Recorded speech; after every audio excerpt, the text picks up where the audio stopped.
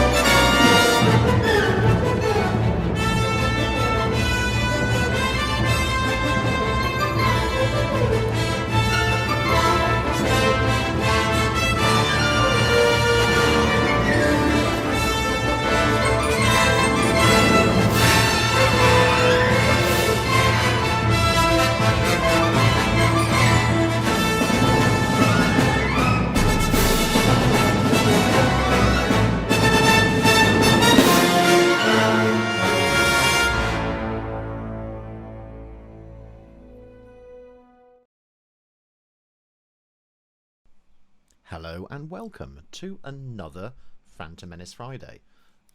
So this is 6M10 blow-ups and the death of Darth Maul. In fact, it's just 6M10 blow-ups. And it's the first part to track 63 because it goes on and actually starts off with a few bars of 3M3, Are You a Jedi? Which is a little bit strange because it was previously used in the film. But goes to the next cue afterwards. But we'll deal with that next time I see you. So this one is a nice little sort of ending, really, to all of that sort of battle music that we've had. So it has this, it's mostly this sort of asymmetrical martial ostinato that Frank Lehman has identified in his thematic catalogue, and it consists of this 7-beat phrase. Really, it's although it's written as 3/4 and 4/4, it's really one bar of 7/4. But it's just easier to, I guess, delineate it with different bar numbers like that. I suppose the other way of doing it would be 7/4, writing 3 plus 4 over 4 in brackets, and then putting a dotted line halfway through. But of course, that sort of mucks up bar numbers and things like that, I guess. But there's also lots of edits as well, which weren't in the original. So every time you see a repeat mark, that's done in Pro Tools, basically, or whatever it was that they used, Radar or whatever. So we've got the main sort of feature of this is this asymmetrical martial ostinato, and then this amazing force theme, which sort of happens as Anakin basically inadvertently blows up the control ship, the droid control ship. So fantastic sort of counterpoint with all of this, which is reasonably straightforward to do in terms of how it sort of fits together. In fact, actually, it's not against the martial ostinato, it's against just sort of A minor bits, and then it changes key to D major, and then goes back to A minor again. So it's not it's the regular normal way of harmonizing the force theme, which is great. And then it goes back to the asymmetrical thing, and then ends up being with a little sort of B flat minor with an E involved, so sort of B flat minor with a sharp 4, and then that's when the droids are deactivated. So it's a really nice, exciting bit of the film where everything sort of comes together, really. The last bit is when Obi-Wan, seemingly sort of at the end of his rope, actually manages to use the Force to jump up over Darth Maul and kill him, and that's in the next cue. So although this one starts off with a chord, and you'll hear it on the soundtrack, it's actually not in the film. That first sort of sforzando. Is that a word? Sforzando with a double F. we just hear the horns, ba ba ba ba bom bom, and then the bassoons, contra, trombones, tuba take over, and also double basses and cellos and things like that. We've got lovely sort of little bits of timpani work going on as well, and of course some good sort of percussion going on too, which is pretty much all the way through. We've got these sort of warlike drums, goes back to the muffled deep drums which we associate with the Duel of the Fates, and then it goes back to the war drums for the asymmetrical martial ostinato, let's call it that. I think it's a really good word. Frank's very good at having those sort of detailed descriptions. We can get rid of that, I think. And then it actually segues into the next cue, 3M3, which is, again, it's an edit. So let's have a look at it. So we're starting off... one of the things that I pointed out on this was this bit here. So I now wonder whether this diode is a sort of substitute for a 3-3, 08, 11. Because that is such a common John Williams subset of an octatonic subset at that point. Usually it's associated with octatonic subsets rather than hexatonic ones, but actually it's a good linking chord between hexatonic Hungarian minor and octatonic as well. So he uses that a lot, and it's in that figuration. So you've got that sort of third at the top.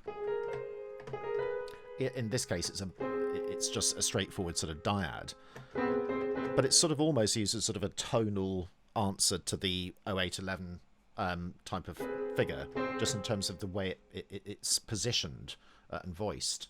So we've got that third at the top, and then whatever the top voice is, an octave below, or a seventh below in this case. In fact, it's an octave below in this case, otherwise it would be a seventh below. So we see that so often, that sort of voicing of dyads. We've then got two other instruments taking the top two notes of that. And then we've got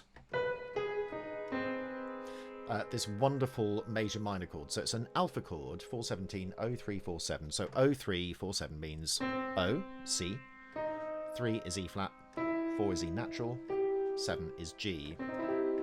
That's what it sort of reduces to. So it's a major minor chord. We've both got a minor triad and a major triad at the same time. And often it's sort of shaped in different sort of ways. So it's a nice one. This one is from octatonic 2, which is the one starting on D.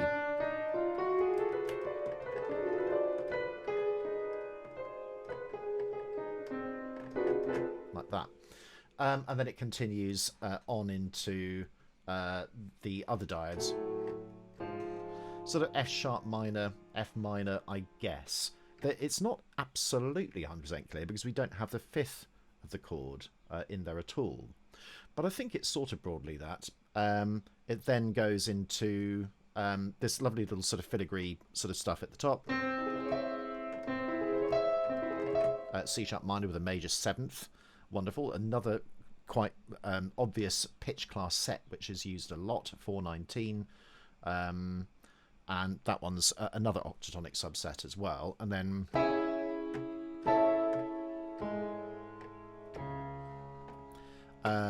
so it's that sort of almost sort of Rachmaninoff C sharp minor prelude sort of idea at this stage. And it goes to C sharp minor. There's a big organ as well on the synth at this point as well. Sort of interesting. I've said no C sharp in the second chord.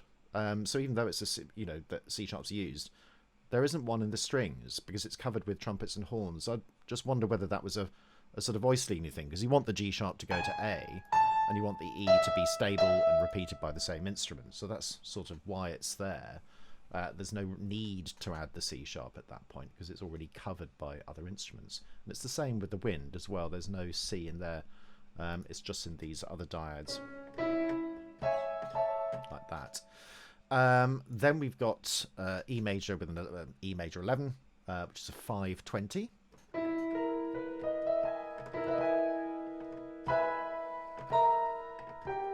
Like that.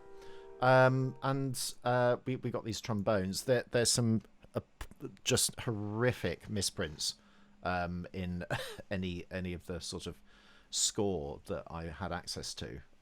So you just have to orally do it, really. Yes. So we've got the sort of really nice, chord structures here. C sharp minor 7, C sharp minor with a 7/6, which is interesting. Sort of another subset of an octatonic, as is the halfdim chord, which we have here. We don't really need the 7. I think that's just a Sibelius thing. Just have the 0 with a slash through it. And those sort of trombone things, that happens a lot at these sort of denouement sort of thing. Like those sorts of descending arpeggiatic forms in trombones are definitely something that happens quite a lot. The other thing is that all of these are not just octatonic things, they're also hexatonic things, in terms of the fact that they can be derived from the hexatonic shape that is 6Z19B, which is slightly different from 620, which is the minor second, minor third one. The 6Z19B is slightly different. So if you go onto the list of pitch class sets on here on Wiki, we've got 6Z19B. So it's this chord type, 014578. So if you put them in, 01, 4, 5, 7, 8. And it's a very obvious subset of a Hungarian minor. And you can always tell these sorts of things. If you put in 6Z19, might not do the B, so let's just do that. You can go to superset and look at septichords, and that is the 722 is where we find the double harmonic minor scale. So if you go onto that, mode 4 of it, got to go all the way down, is Hungarian gypsy minor, otherwise double harmonic major. So it gives you the sort of, the clue to all of these things. And it does take quite a while to set them all up, I must say, to sort of discover all of these things. Anyway, hopefully, because I've done it for you, you don't need to. But it's useful if you want to do your own research and sort of go off and do your own things, which is perfectly valid. So we're kind of in a C-sharp area. We definitely shifted that, and then it shifts down a major second to B minor. And we can think of that, I don't know why it's written as a B flat in the score, but really it's an A sharp because it's B minor. And then we've got this sort of, that's the sort of asymmetrical ostinato figure. That's what it is. It's quite Mars-like, isn't it? With sort of block chords over the top, like that. And it's really interesting how these sorts of, let's call them bitonal chords, but they do interact with each other. We know that 6Z19B is often made up of chords which are sort of, a minor second apart. So it's not surprising that they work like that. So we've got 418 with the B natural, and then we've got 417, the alpha chord, as well. And it's a really lovely link, isn't it, between that and that horn introduction. So there's a motivic link as well. There's a thematic link in terms of the notes used. The structural device of unity is in these alpha chord sets. And subsets, pitch class sets. Williams probably didn't think of it that way at all, but that's just what it happens to be, and it's something that we can then emulate, because of course if you choose a subset, you can then make it into melody and use it in harmony and transpose it and do whatever you want with it. But it's just interesting that it happens to work, and both of these octatonic subsets above this sort of B minor ostinato. That's why they work. They work because they produce pitch class sets which are common, and ones which are subsets of an octatonic scale as well, and even hexatonic 6Z19B as well, that sort of Hungarian minor type. Then we've got G, I don't know why I've written G minor, that's G major, of course, isn't it? but G with a B in the bass. I haven't bothered quite because we've still got the ostinato going on, so it's still B in the bass really. And then we've got B flat. Also, that's why they fit. Yes, exactly. And then the C doesn't actually. That's not part of it. And then I've done a sort of look. This is what's happening. We've got this set here in the harp, subsets of octatonic T1 and Hungarian minor. So I've sort of gone. These are all the notes that make up, all of that material. And even later on, where we got this 522, which is another 6Z19B subset, therefore Hungarian minor subset.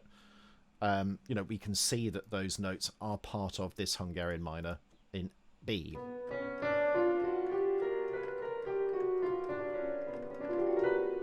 And the difference between Hungarian minor and a normal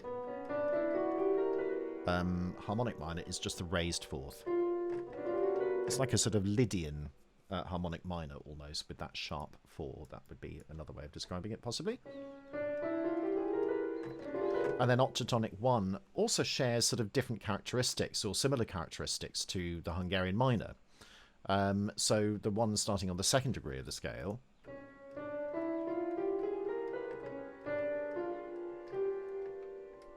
it's very similar.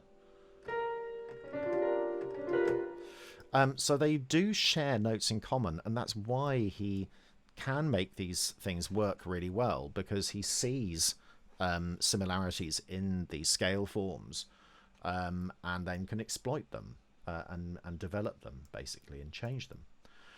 So this is pretty much all the same. It's quite straightforward. We've got just B minor, triads, and then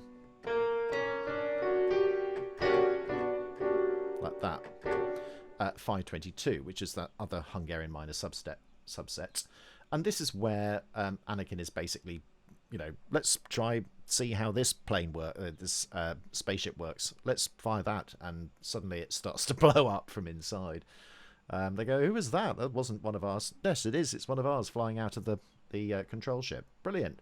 And that's where we get this sort of, Duel of the Fates theme, which is metrically displaced. In other words, it starts on beat 2. 1, 2, 3, 1, 2, 3, 4, or 1. Really weird. As it's sort of going along with this sort of thing.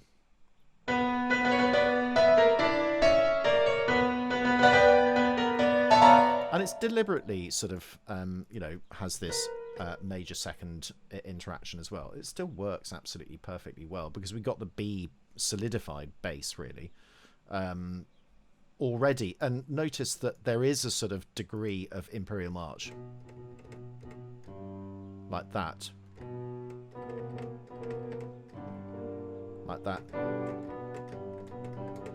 so there's a sort of hint of Imperial March with all of these things as well. So there's always some seed element that you can kind of suggest that it gives rise to other ideas in Williams's mind. Very clever. And then we've just got this sort of trumpet sort of going up like that in block chords as the asymmetrical ostinato goes, and then it changes key at this point. That's an interesting way of saying continue. And then we've got a brief modulation to F sharp minor, then to basically to A minor. As we hit this, and it goes back into our 7M3 end credits, or if you want 6M7, the great Duel music. So this is where we have our little ostinato, which is what you would normally have with the Duel of the Fates, and then we've got the force theme.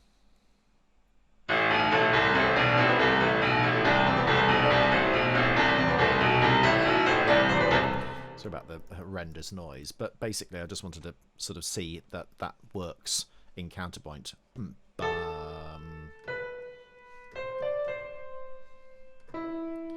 Because we're just in A. And then it continues.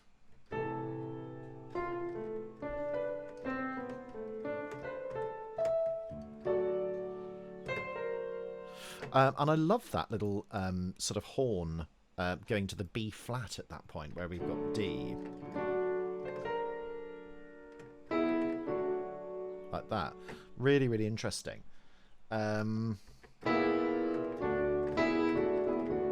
Lovely little bit of sort of harmony there. B flat and then E.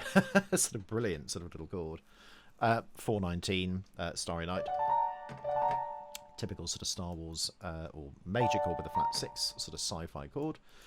Duel of the Fates is just, we've got little sort of fragments of that, and then everybody shouts woo. And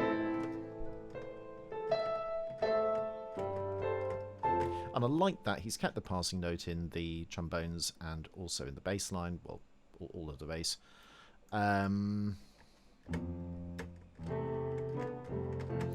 here we've got our little sort of dotted crotchet quaver is sort of reminiscent of quaver with that going on. Dotted crotchet rest in this point. But actually there we got a chord. So F with a sharp 4. Whoops. So very sort of Lydian-y type sort of thing. And we've got sort of broadly Lydian going up at this point. And then it goes into a sort of completely...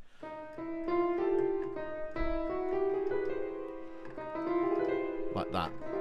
Sort of filigree that we haven't seen before, 721. So it's almost a Hungarian minor, but not quite.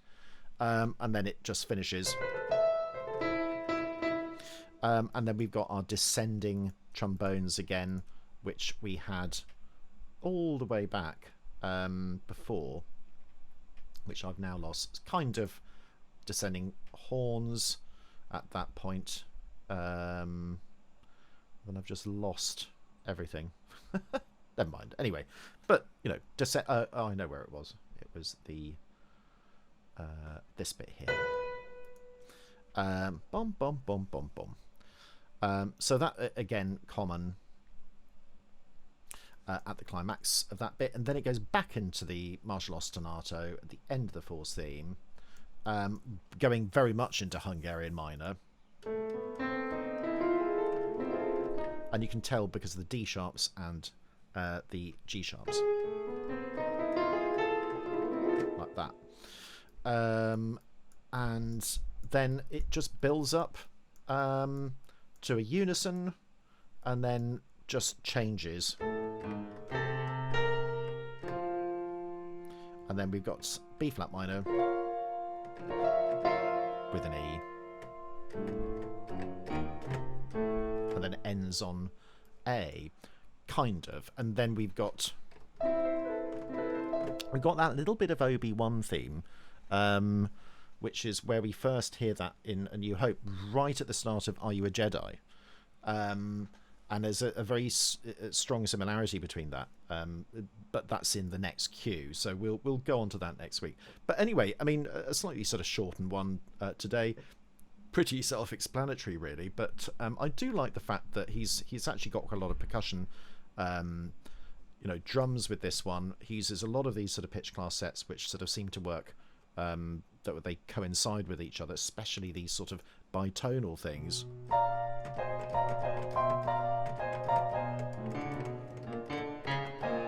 Like that. Really, really interesting, and it is quite Holstein, definitely.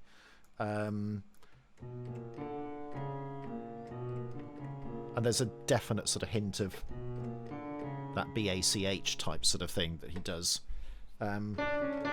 Almost Diez Irae. It's not quite the same. It's very similar, isn't it?